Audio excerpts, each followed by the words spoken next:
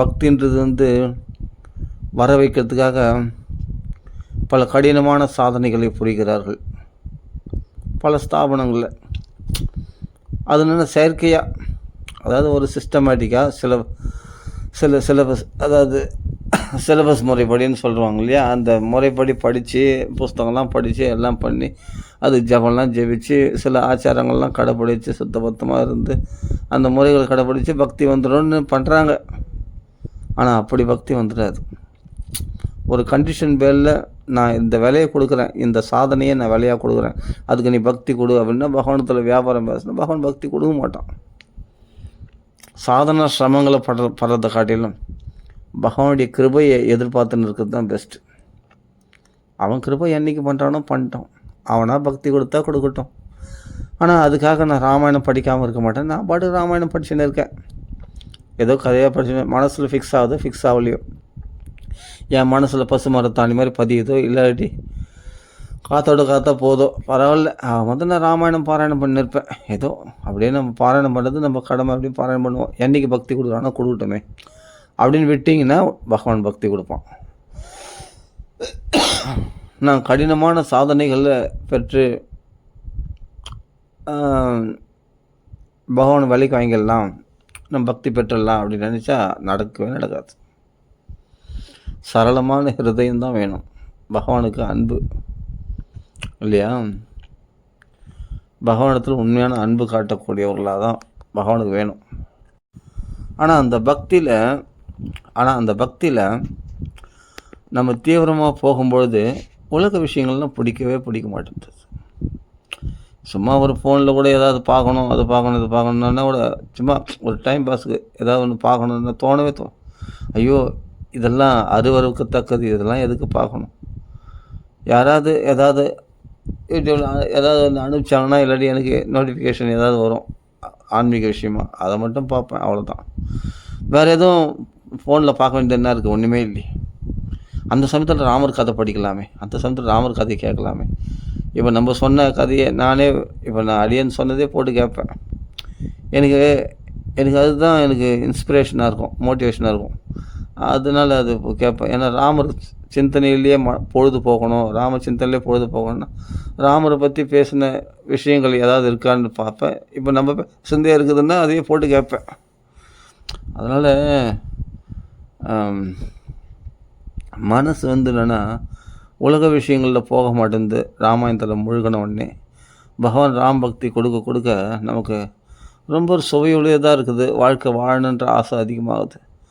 மேலே ராம் பக்தி பண்ணணும், ராமநாமம் சொல்லணும், ராமாயணம் பாராயணம் பண்ணணும், ராம கதைகளையே சும்மானா ராம கதைகளை பேசினே வாங்களேன், பகவான் பக்தி கொடுத்துருவோம். விளையாட்டா நீங்கள் காலைல 4 மணிக்கு ஸ்நானம் பண்ண, அதை பண்ண, இது பண்ணோம். நான் சாதன சிரமங்கள்லாம் பண்ணேன். அதெல்லாம் நார்மலாக எப்பொழுதும் எப்படி இருக்கீங்களோ அப்படியே இருந்துங்க. சும்மானா ஏதாவது பேசணுன்னா இந்த வாய் மெல்லணுன்னா ராமர் கதையை பேசலாம் அப்படின்னு நீங்கள் ஆரம்பித்து பாருங்கள். அது எங்கேயோ கொண்டு போய் விட்டுரும், டாப்பில் கொண்டு போய் விட்டுரும், உங்களை ராம பித்து பிடிக்க வச்சிடும். அதுக்கப்புறமா நீங்கள் அதிலேருந்து மீளவே முடியாது. அதான் சொல்கிறேன், ஒவ்வொரு காண்டங்களும் ஒவ்வொரு சர்க்கங்களும் முதலைகள் திமிங்களும் போல் நம்மளை முழுங்கிடுமா. அதிலேருந்து மனசை பறி கொடுத்துட்டா மறுபடியும் எடுக்க முடியாதும். அப்படி இருக்குங்க சரித்திரம், ராமாயண சரித்திரம் அப்படி இருக்கும். அவ்வளோ பக்தி தேன் அப்படி இருக்கும். அது ஒரு போதை. அந்த போதையில் விழுந்துட்டவங்க அவள் தான் மறுபடியும் எப்படி ஒரு போதைக்கு அடிமையானவன் அவனால் கண்ட்ரோல் பண்ணவே முடியலையோ தன்னுடைய ஆதங்கத்தை, அது எப்படியாவது அந்த மதுபானம் பருகே தீரணும். அப்போ தான் அந்த கை கால் உதிர்றது, இல்லாட்டி தலைவலிக்குது அப்படின்னு சொல்கிறான் இல்லையா, மதுபானம் சாப்பிட்லாம் ஒரு நாள்னா அப்படின்னா அவனால் அந்த போதைக்கு அடிமையாயிட்டான்ல. அது மாதிரி இந்த பாகவதம் ராமாயணமும் ஒரு போதை, இந்த ராம கதையில் ஒரு போதை. இந்த ராம கதையை பேசி பழகப்பட்டோன்னே ஏதோ ஒன்று பேசணும் ராமரை பற்றி அப்படின்ற ஒரு போதை உண்டாயிடுது பாருங்கள். இப்போ எனக்கே அப்படி தான் வந்தது. யாராவது கிடைப்பாங்களா, யாராவது கிடைச்சா அவங்கள பிடிச்சி போட்டுட்டு அவங்கள பிடிச்சி போட்டுக்கிட்டு அவங்கள நம்ம ராம கதையை பற்றி பேசலாம் அப்படின்னு ஆசையாக இருக்குது. அது யாருன்னா கிடைச்சாங்கன்னா ராம கதையே நிறைய பேசணும். என்ன தெரியுதோ அதை பேச வேண்டியது தான். நிறைய விஷயம் தெரியாது, தெரிஞ்ச விஷயம் பேசலாமே. தெரியாத விஷயத்த விடுங்க, தெரியாத விஷயம் அப்பமா படிச்சிக்கலாம். தெரிஞ்ச விஷயத்த நிறைய பேசலாமே அப்படின்னா எவ்வளோ விஷயம் வெளியே வருது. இதெல்லாம் நம்ம படித்தோமா, இதெல்லாம் நம்ம கேட்டோமா, இவ்வளோ விஷயம் நம்ம கையிலேருந்து வெளியே வருது அப்படின்னு எனக்கே ஆச்சரியமாக இருக்கும். அப்போ தான் அதுதான் பகவான் உள்ளேருந்து பேசுறது. நாமளாக பேசினா அப்படி பேச மாட்டோம். நம்ம ஞாபகப்படுத்தி பேசணும். ஆனால் அந்தந்த டைமில் ஃப்ளோவில் அப்படியே பகவான் என்ன பண்ணுவான், அந்த அனுபவங்களை கொடுக்கும்போது அப்படி அப்படியே வாக்குலேருந்து வந்துனே இருக்கும். இந்த விஷயம் அந்த விஷயம்னு நம்ம தான் பேசணுமான்னு எனக்கே ஆச்சரியமாக இருக்கும். திருப்பி போட்டு கேட்டு பார்த்தா நம்ம தான் பேசணுமான்னு ஆச்சரியமாக இருக்கும். என்ன இதெல்லாம் பேசியிருக்கோமே, இதெல்லாம் எங்கே படித்தோம் நாம், இதெல்லாம் இந்த விஷயங்கள்லாம் எப்படி வந்தது எனக்குள்ளே அப்படின்னு எனக்கே ஆச்சரியமாக இருக்கும். அதுதான் பகவான். அப்போ தான் எனக்கு தெரியும், இது நான் பேசலை, பகவான் தான் உள்ளேருந்து பேசியிருக்கான். இல்லைன்னா இந்த ரகசியங்கள்லாம் எப்படி, இந்த விஷயங்கள்லாம் எப்படி நம்மளுக்கு தோன்றியிருக்கும். அதாவது நம்ம எங்கேயோ கேள்விப்பட்டிருப்போம், எங்கேயோ படிச்சிருப்போம், அதெல்லாம் உபன்யாசம் பண்ணும்போது டக்குன்னு ஞாபகத்துக்கு வரும். அப்படியே நம்ம உபன்யாசம் பண்ணும்போது எனக்கே ஆச்சரியமாக இருக்கும். சரி, அதனால் உபன்யாசம் பண்ணும்போது நானாக இருக்க மாட்டேன்.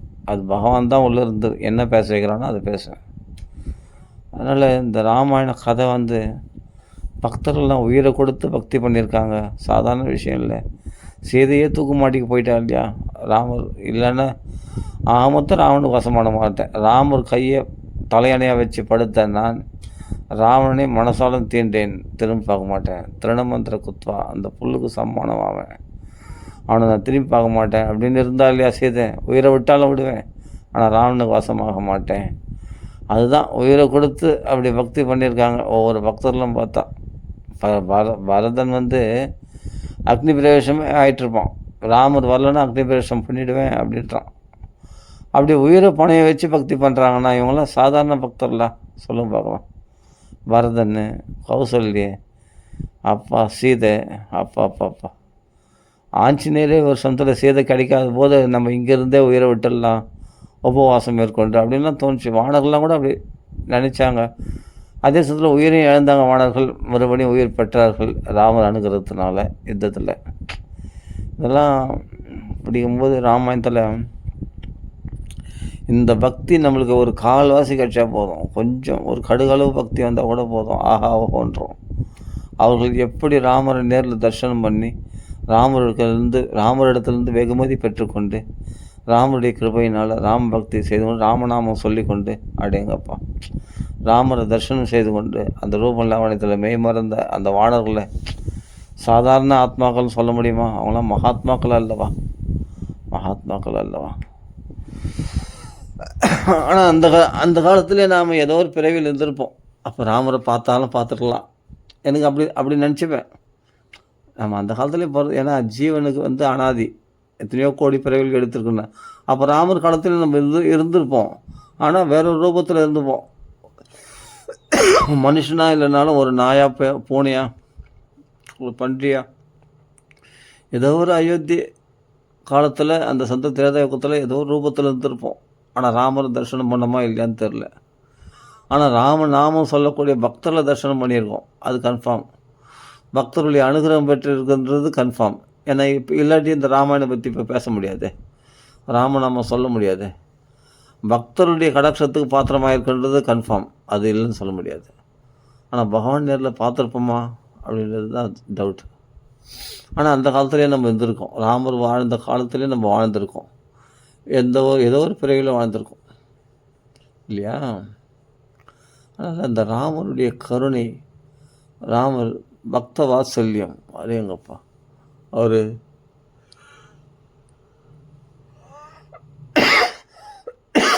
பக்தர்களுக்காக ஏற்றுக்கொண்ட துன்பங்கள், தசரதற்காக எவ்வளோ துன்பங்களை ஏற்றுக்கொள்கிறார். காட்டில் இந்த கஷ்டங்கள்லாம் வரும்னு தெரியாதா? எல்லாம் தெரிஞ்சே தான் போகிறார். தசரதரை குளிர வைக்கணும், அவர் மனசை குளிர வைக்கணும், அவரை சத்தியசந்தனாக நிலைக்க வைக்கணும் என்பதற்காக.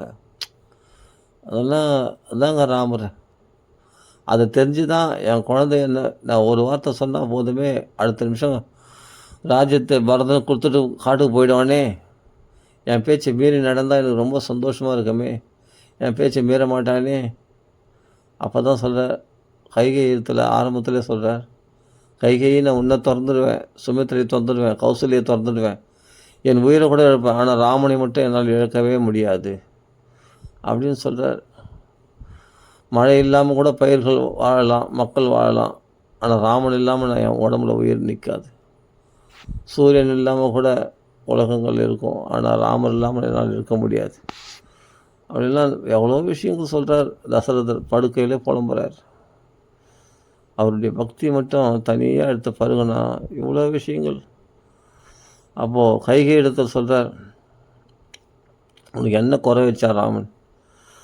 பரதன் கூட உங்களை அந்தளவுக்கு பணிவிட பண்ணது கிடையாது. ராமன் தானே ரொம்ப பணிவிட பண்ணியிருக்கான் உனக்கு. அப்படியேப்பட்ட அவனுக்கு துரோகம் நினைக்கிறிய நியாயமா அப்படின்னு கைகை இடத்துல கேட்குறாரு தசரதர். ஆனால் அந்த சொந்தம் கல் நெஞ்சக்காரியாக இருக்கிறான் கைகை. அது தேவர்களால் அப்படி மாற்றப்பட்டு இருக்கிறது அவளுடைய புத்தி. ஏன்னா அந்த சொந்தத்தில் இறங்கிட்டான்னா ராவண வதம் நடக்காது. அவள் கல் நெஞ்சுக்காரியாக இருந்தால் தான் ராவண வதம் நடக்கும். அதான் ஏற்பாடு, பகவானுடைய திட்டம். அதனால் கைகை கல் நெஞ்சக்காரியாக அங்கே இருக்கிறா, அப்படியே திடமாக இருக்கிறான், நெஞ்சழுத்தக்காரியாக இருக்கிறான். எந்த சமாதானம் சொன்னாலும் சமாதானத்துக்கு ஒத்துக்கலை.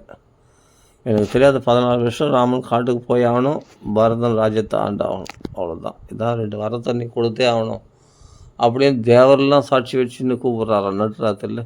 தேவரில் சாட்சி வச்சுன்னு தேவர்லே இந்த தசரதர் சொன்ன வாக்கு ஆரம்பத்தில் வந்த உடனே ராமருக்கு பட்டாபிஷேகம் ஏற்பாடு செய்தியை சொல்கிறதுக்கு முதல் கௌசல்யா வீட்டுக்கு தானே போனோம், மூத்த மனைவி. ஆனால் கைகை வீட்டுக்கு போய் அவள் இடத்துல போய் சொல்லிக்கணுமா, ராமருக்கு பட்டாபிஷேகம் நாளைக்கு ஏற்பாடு பண்ணுறேன்னு. அந்தரங்க அவசியம்னா கைகை இடத்துல தான் சொல்லிப்பாரான் தசரதர். அதனால் நேராக கைகை வீட்டில் போனால் அந்த சமயத்தில் அதுக்குள்ளே கூனியானவள், மந்திரியானவள் மனசை கலைச்சிட்டா.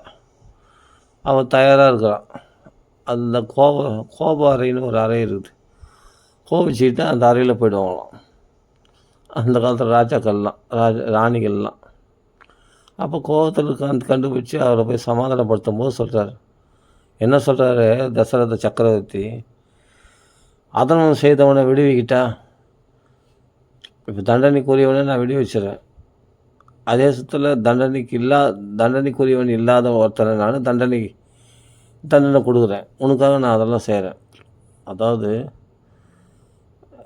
தப்பு செய்கிறவனை நான் விட்டுடுறேன், தப்பு செய்யாதவனை நான் பிடிச்சி ஜெயிலில் போட்டுறேன். உனக்கு என்ன வேணும் சொல்லு, யாரையாவது பிடிச்சி உள்ளே போடணுமா, எது பண்ணணுமா, தண்டனை கொடுக்கணுமா சொல்லு, நான் செய்கிறேன் அப்படின்லாம் சொல்கிறார். ஏன்னா மனைவி கொஞ்சம் போது